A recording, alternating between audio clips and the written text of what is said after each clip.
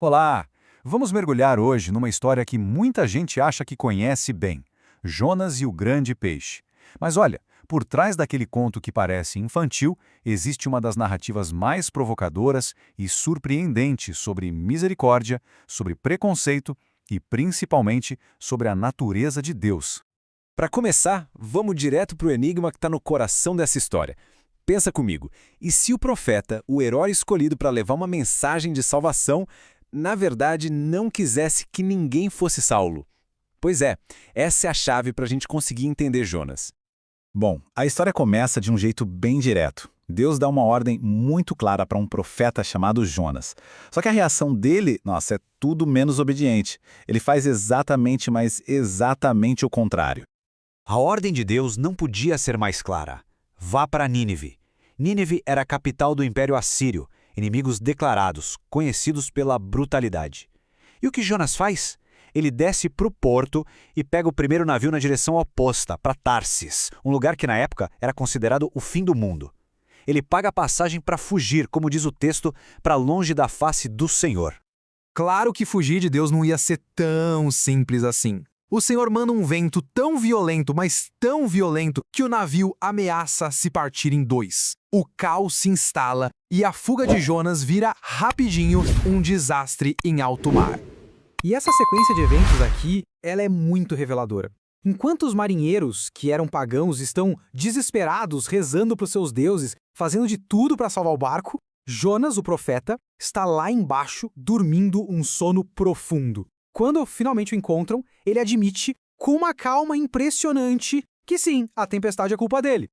A atitude do Jonas aqui é extrema. Ele basicamente diz que prefere morrer até que obedecer a Deus e ir para Nínive. E no exato momento em que o corpo dele bate na água, a fúria do mar se acalma. Na hora, os marinheiros, vendo aquele milagre, ficam com um medo profundo do Deus de Jonas e até oferecem um sacrifício. É irônico, né? A desobediência de Jonas acabou levando à conversão daquela tripulação.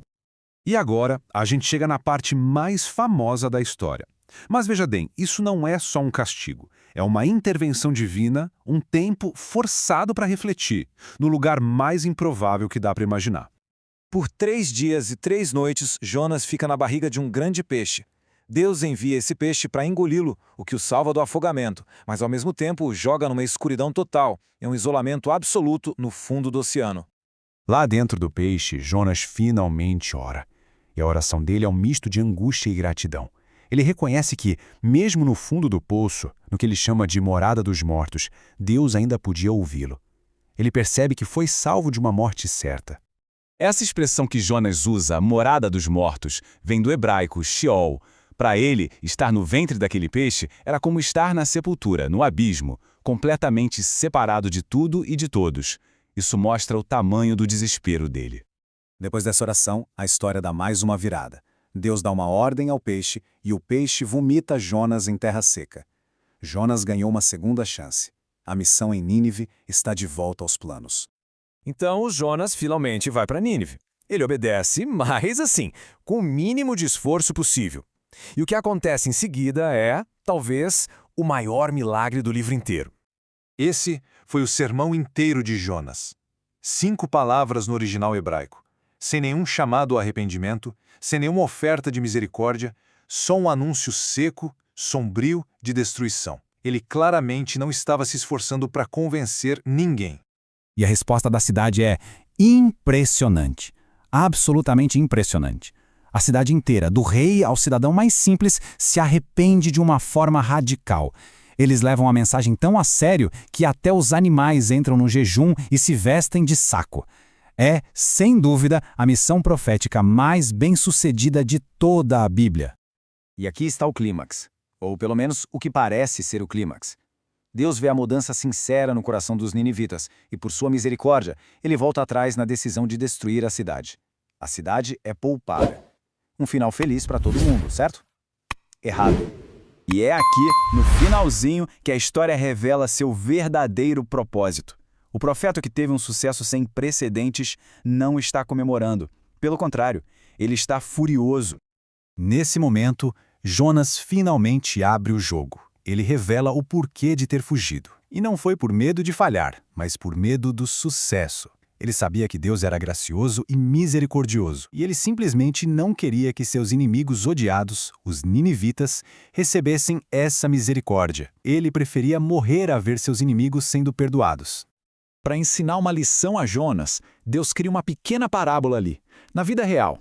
Ele faz nascer uma planta para dar uma sombra para Jonas, o que o deixa muito feliz. Mas no dia seguinte, Deus manda um verme, a planta morre. Jonas fica tão irritado, tão desconfortável com o sol e o calor, que de novo ele deseja morrer. Tudo isso por causa de uma planta.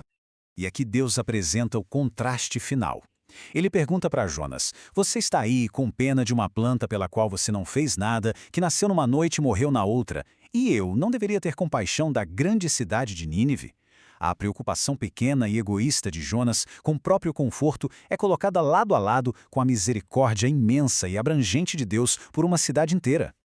O livro termina assim, de repente, com essa pergunta ecoando, sem nenhuma resposta. A questão fica no ar, forçando uma reflexão sobre até onde vai a misericórdia de Deus. Será que ela se estende até mesmo aos nossos piores inimigos?